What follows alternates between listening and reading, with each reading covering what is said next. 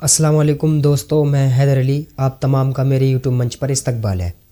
बिहार से बहुत बड़ी खबर आ रही है।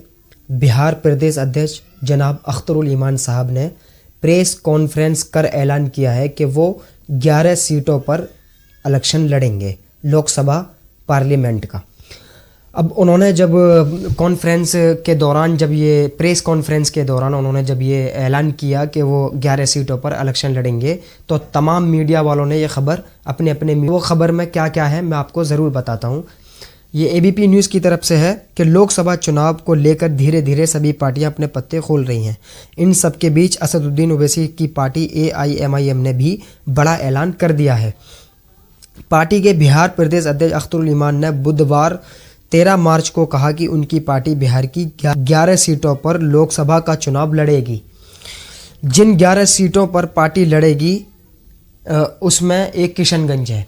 किशनगंज अख्तरुल ईमान साहब वहाँ के खुद एक उम्मीदवार हैं। असदुद्दीन ओवैसी साहब ने खुद अपने मुंह से उनका अनाउंस किया है कि वहाँ पर अख्तरुल ईमान साहब किशनगंज से उम्मीदवार होंगे, क्योंकि किशनगंज में 2019 में भी असदुद्दीन ओवैसी साहब ने अख्तरुल ईमान साहब को उतारा था मैदान में।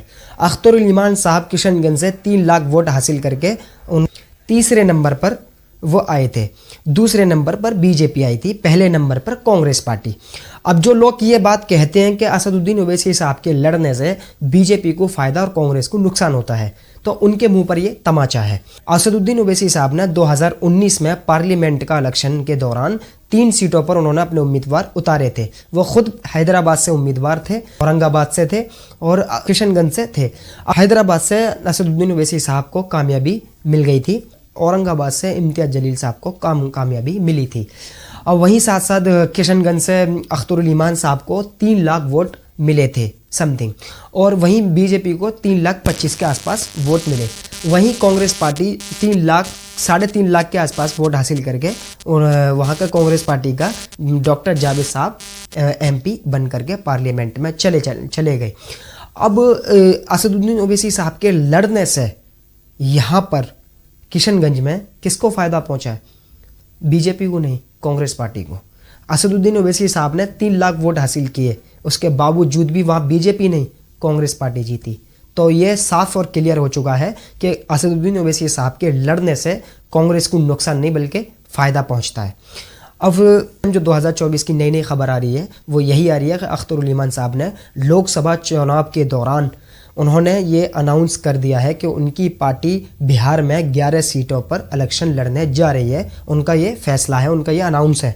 अब वो 11 सीटें कौन कौन सी हैं, उन सीटों का नाम क्या है, वो नाम ये इसकी स्क्रीन पे आपको बताने जा रहा हूँ। पहली किशनगंज है, दूसरी कटिहार है, तीसरी अररिया है, चौथी पूर्णिया है, 5वीं दरभंगा है, 6ठी भागलपुर है, 7वीं काराकाट है, 8वीं बक्सर है, 9वीं गया है, 10वीं मुजफ्फरपुर है और 11वीं उजियारपुर है। इन 11 सीटों पर चुनाव लड़ने का ऐलान करते हुए पार्टी के प्रदेश अध्यक्ष जनाब अख्तरुल ईमान ने बताया कि दूसरे दलों से भी उनकी बातचीत चल रही है।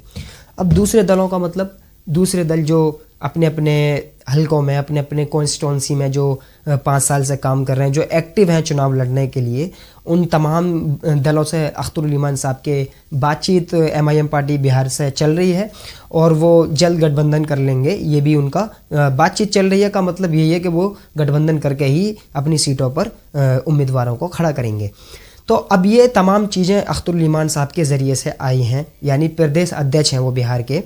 अब ये 11 सीटों पे जो चुनाव लड़ने बिहार में MIM पार्टी जा रही है। अब RJD हो, कांग्रेस हो, BJP हो, समाजवादी पार्टी हो या JD हो, ये जितनी भी तमाम पार्टियां हैं, ये सब की सब पार्टियों की एक ही अब ज़बान बन जाएगी असदुद्दीन ओवैसी साहब को लेकर के। वो यही बनेगी कि अख्तरुल ईमान साहब ने जो अनाउंस किया है 11 सीटों का, वो सिर्फ़ और सिर्फ BJP को फ़ायदा पहुंचाने के लिए वो 11 सीटों पर इलेक्शन लड़ने जा रहे हैं। अगर वो BJP को फ़ायदा पहुंचाने के लिए जा रहे हैं तो वो गठबंधन में आने के लिए तैयार है। आप लोग गठबंधन में उनको ले लीजिएगा, गठबंधन में ज़्यादा से ज़्यादा उनको 3-4 सीट दे दीजिएगा, वो क्यों ज़्यादा सीटों पर लड़ेंगे। तो ये गठबंधन में लेंगे भी नहीं और वो चुनाव भी नहीं लड़ें, ऐसा तो खैर नहीं हो सकता। पॉलिटिकल पार्टी वो भी हैं, पॉलिटिकल पार्टी ये भी हैं, राजनीति वो भी करना जानते हैं, राजनीति ये भी करना जानते हैं।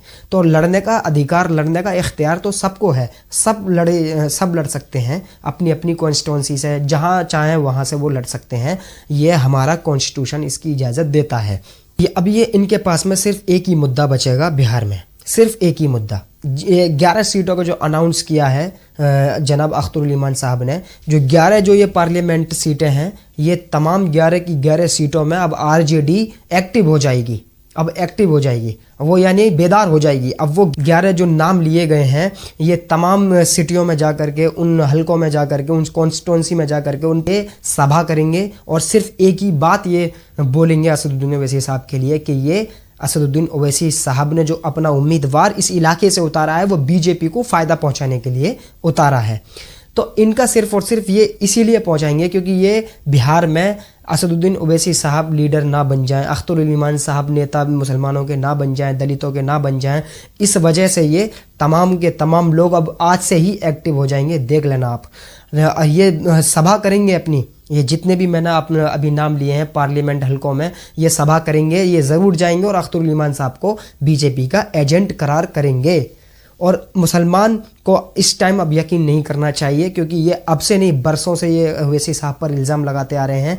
ये असदुद्दीन ओवैसी साहब पर महज इल्ज़ाम इसी बुनियाद पर लगाते हैं कि अगर ओवैसी पर अगर इल्ज़ाम नहीं लगाया गया तो जो ओवैसी साहब जिस समाज से आते हैं वो मुसलमान हैं और मुसलमान की आबादी हिंदुस्तान में सबसे बड़ी दूसरे नंबर की आबादी है। वो अगर आबादी असदुद्दीन ओवैसी साहब की तरफ चली गई तो फिर हमारी सियासी दुकानें चलना बंद हो जाएंगी क्योंकि उनके पास से हिंदू वोट जा चुका है, सिर्फ और सिर्फ मुसलमान वोट ही बचा है। तो इसलिए वो असदुद्दीन ओवैसी साहब पर इल्ज़ाम लगाने की भरपूर कोशिशें करते आए हैं और करते रहेंगे। तो इसीलिए आपको ये चीज़ समझने की अब ज़रूरत है। इन तमाम लोगों की आरजेडी हो, जेडी हो और समाजवादी पार्टी हो, कांग्रेस हो, इन तमाम पार्टियों की बातों में आपको नहीं आना है। असदुद्दीन ओवैसी साहब के हाथों को, उनकी पार्टी को, उनकी जमात को मजबूत कीजिए। उनका कामयाब होना मुसलमानों के हक़ में बेहतर साबित होना है इंशाअल्लाह। जितनी भी ये 11 सीटों का जो अनाउंस अख्तरुल ईमान साहब ने किया है, अगर ये अपने उम्मीदवार वहाँ से उतारते हैं, खड़ा करते हैं, तो अल्लाह तबारक ताला से यही दुआ है कि अल्लाह ताला उनके उम्मीदवारों को भरपूर बहुमत से नवाजे। और रमज़ान का महीना चल रहा है, उनके चाहने वालों को चाहिए, उनके कार्यकर्ताओं को चाहिए कि वो मस्जिद में जा करके अल्लाह से भीख मांग करके दुआ करें कि अल्लाह मजलिस को कामयाब करे, असदुद्दीन ओवैसी साहब के हाथों को मजबूत करे, क्योंकि उनका कामयाब होना मुसलमानों के हक़ में बेहतर साबित होगा। अगर वो कामयाब नहीं हो सके तो मुसलमानों के जो हालात बदतर से बदतर चलते चले जा रहे हैं, आगे बढ़ते चले जा रहे हैं, नमाज़ों में हमको मारा जा रहा है, सजदे के दौरान हम पर लातें बरसाई जा रही हैं, तो वो चीज़ें रुकने वाली नहीं हैं। वो तभी रुकेंगी जब हमारा नेता हमारी आवाज़ बन जाएगी। तो इसलिए हमको चाहिए कि हम असदुद्दीन ओवैसी साहब के हाथों को मजबूत करें। तो मैं इस वीडियो का यहीं एंड करता हूँ। आप तमाम से दुआ की दरख्वास्त है। अस्सलाम वालेकुम दोस्तों।